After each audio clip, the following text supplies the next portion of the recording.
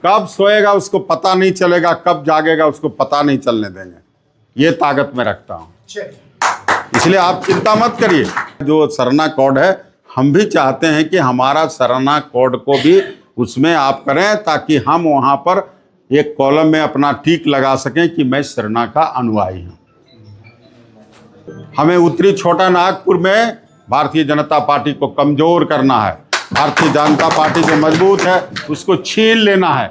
आज जो बैठक अपने नए प्रखंड अध्यक्ष आप सबों के सहयोग से और केंद्रीय समिति और जिला समिति के निर्देशन पर नए अध्यक्ष का हम लोगों को रंजीत राम के रूप में मिला है। सबसे पहले मैं रंजीत राम जी के टीम को अभिनंदन और स्वागत करते हैं। और आज जो बड़े भाई के रूप में और जमुआ का ही बेटा, मेरे गांव का बेटा, संजोग से उनका मार्गदर्शन हम लोग को मिलता है। जब घर का परिवार का मार्गदर्शन मिलता है तो लोगों के अंदर दुगुना उत्साह होना चाहिए। तो निश्चित तौर पर वैसे हमारे अजीत कुमार जी और पप्पू जी और जिला से चल के आए नीतीश जी, और आज इस कार्यक्रम में हमारे नेता, केंद्रीय समिति के मेंबर और कई बार कोडरमा लोकसभा में प्रत्याशी रहे झारखंड मुक्ति मोर्चा के कदावर नेता आदरणीय प्रणव वर्मा जी, हमारे बहुत ही वरिष्ठ साथी राजकुमार राय जी।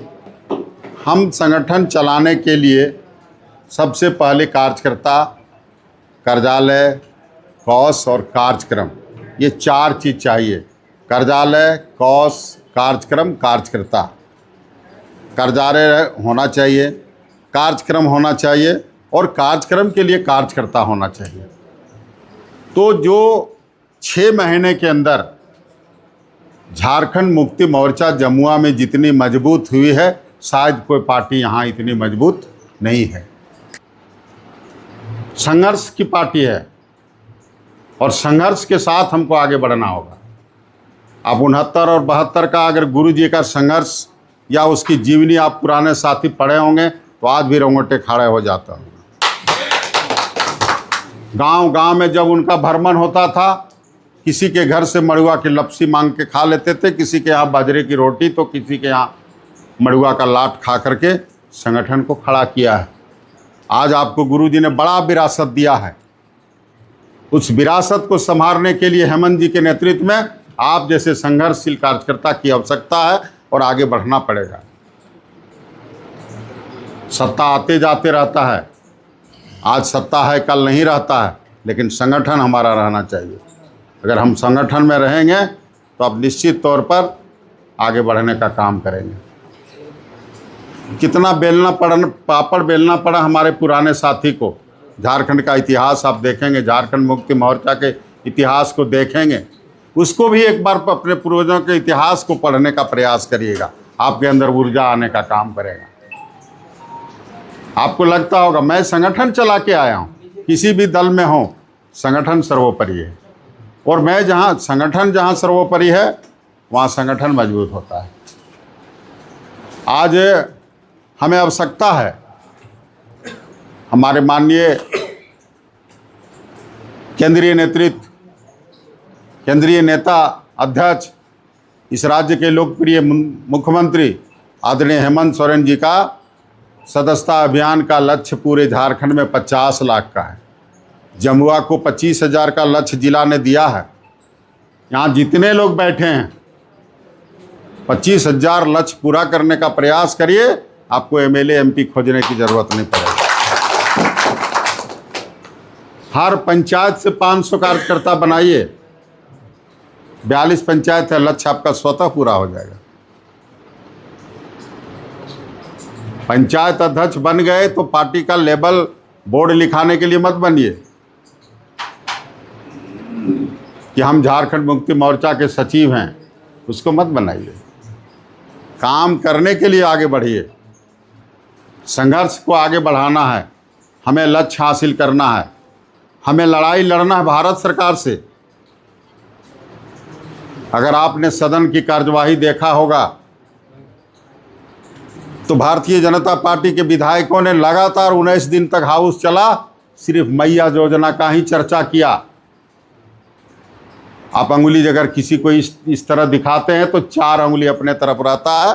तो उनको भारतीय जनता पार्टी के नेताओं को ये पता नहीं था कि दिल्ली में मैंने घोषणा किया था कि हमारी सरकार बनेगी, शपथ लेंगे तो हम भी 2500 देंगे। सरकार बनने के 3 महीने हो गए, कुछ अता पता नहीं है। माननीय बाबूलाल मरंडी जी को इस पर बयान देना चाहिए, मनन करना चाहिए। मेरे मामा जी ने कहा था कि मैं बहनों को प्रत्येक साल 250 रुपया बढ़ाऊँगा। बढ़ाया क्या मध्य प्रदेश में? अपनी गिरवा को देखे भारतीय जनता पार्टी, दूसरे को मत देखे। हमारे नेता ने जो घोषणा किया घोषणा पत्र में, उसको हमने पूरा करने का काम किया और 90 अरब बजट दे करके अक्टूबर महीने तक का बजट दे करके अक्टूबर महीने तक हेमंत जी ने मैया सम्मान योजना का राशि दे दिया है। उनसे पूछिए, अगर कोई चौराहे पर कोई बोलता है तो उनसे पूछिए कि आपने दिल्ली में घोषणा किया था, क्या हुआ? आपने मध्य प्रदेश में कहा था, क्या हुआ?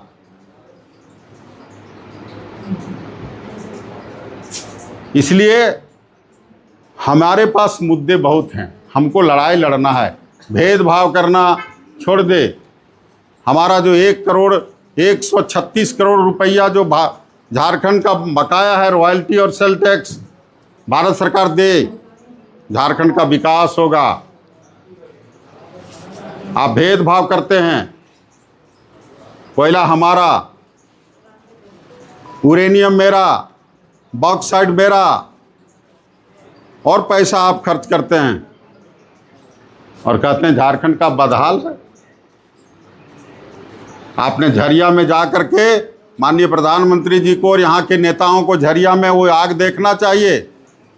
कितने घर है उजड़ गए, उसका पैसा कहाँ चला गया? उसका जिम्मेवार कौन है? वो भारत सरकार जिम्मेवार है। उनको पुनर्वासित करना वो भारत सरकार की जिम्मेवारी है, क्योंकि आप पैसा लेते हैं, आप कोयला लेते हैं। और भारत का कोयला सबसे ज़्यादा अगर कहीं से जाता है तो वो झारखंड से जाता है। और झारखंड को आप देते क्या हैं? हम जो देते हैं वो भी आप नहीं देते हैं, उल्टे चोर कोतवाल को डालते हैं। आपके 2 हथियार हैं। अभी माननीय उच्चतम न्यायालय ने फटकारा है कि ईडी हद से पार कर रहा है। इसको भी आप लोग पढ़िए। ईडी आपको धमकाने के लिए नहीं दिया है। जब माननीय सुप्रीम कोर्ट आपको फटकार रहा है भारत सरकार को, तो ये सोचना चाहिए कि हम कहाँ खड़ा है। इसलिए हम जिस संगठन में काम कर रहे हैं वो संगठन मेरा बड़ा है, और हमारा जो लक्ष्य है, गुरु जी का जो लक्ष्य है, गुरु जी ने जो सपना देखा है, उसे लेकर के कल्पना जी और हेमंत जी आगे बढ़ रहे हैं। उस सपने को साकार करने के लिए आप जैसे कार्यकर्ता को मेहनत करना पड़ेगा। आज बिहार में चुनाव है, हमारा पार्टी वहाँ भी चुनाव लड़ेगी।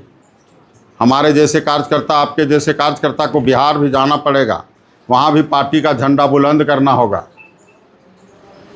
हम छत्तीसगढ़ में चुनाव लड़ेंगे, हम उड़ीसा में लड़ेंगे, हम पश्चिम बंगाल में लड़ेंगे। अब झारखंड में सिमट कर नहीं रहने वाला है, इसलिए कि युवा को हाथ में कमान सौंपा है गुरुजी ने। गुरुजी ने कहा कि जो मैंने विरासत खड़ा किया है, उस विरासत को तुम आगे बढ़ाओ।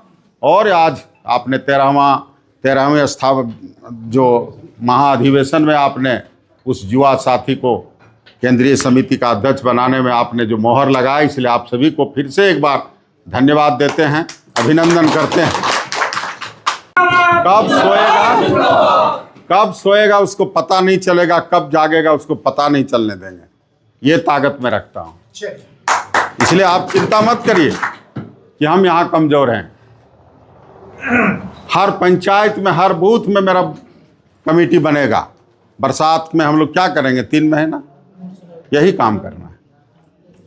हर पंचायत में बैठक करके बूथ कमेटी बनाना है। अभी कमेटी का विस्तार करना है।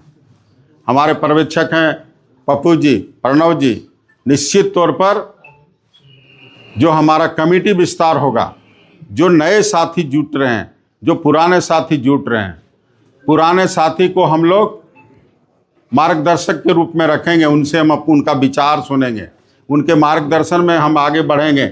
युवाओं की एक टीम हो। हमें उत्तरी छोटा नागपुर में भारतीय जनता पार्टी को कमज़ोर करना है। भारतीय जनता पार्टी जो मजबूत है उसको छीन लेना है। इस संकल्प के साथ यहाँ से चलेंगे।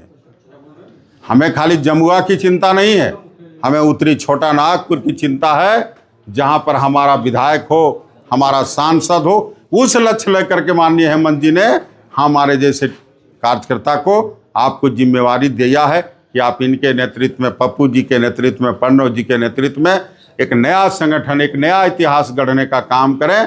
तो निश्चित तौर पर आने वाला समय में झारखंड मुक्ति मोर्चा का यह जमुआ से लेकर कोडरमा से लेकर हजारीबाग तक झारखंड मुक्ति मोर्चा का ही झंडा नजर आएगा।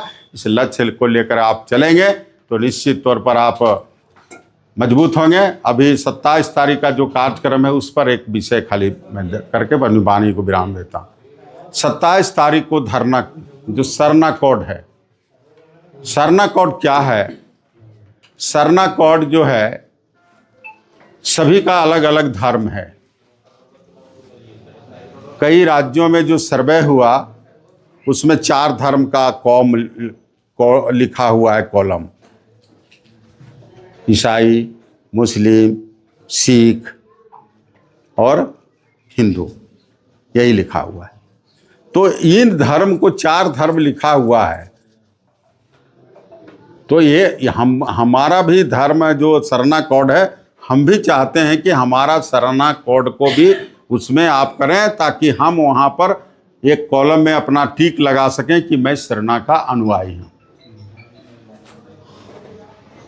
हम वो सर्व जनगणना, जाति जनगणना कर रहा, मैं उसका विरोधी नहीं हूँ। हमारा है, हमारा जो डिमांड है, झारखंड मुक्ति मोर्चा का जो डिमांड है, जो हम प्रकृति के पुजारी हैं। आप लोग देखते होंगे कि जल, जंगल, जमीन, ये नारा जब झारखंड मुक्ति मोर्चा करता है तो लोग हंसता है, गिरे जल, जंगल, जमीन। आदिवासी का जो परंपरागत पूजा है वो जल, जंगल, जमीन से ही प्राकृतिक पुजारी है। प्रकृति का अगर कोई पुजारी है, कोई पूजक है, तो वो है आदिवासी समाज।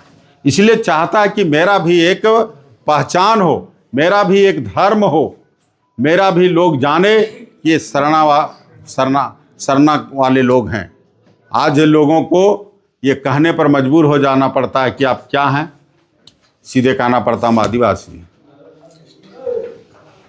तो निश्चित तौर पर इसकी लड़ाई भारत सरकार से हमें लड़ना है और एक स्पेशल विधानसभा का मीटिंग बना करके यह प्रस्ताव पारित किया है। भारत सरकार ने इसको अपने बक्से में बंद करके रखा है और इसीलिए पूरे राज्य में 27 तारीख को प्रखंड मुख्यालय, जिला मुख्यालयों में हम लोग धरना का कार्यक्रम रखे हैं और फिर उसको हम लोग प्रखंड लेवल पर ले जाएंगे और प्रखंड के बाद पंचायत लेवल पर ले जाएंगे।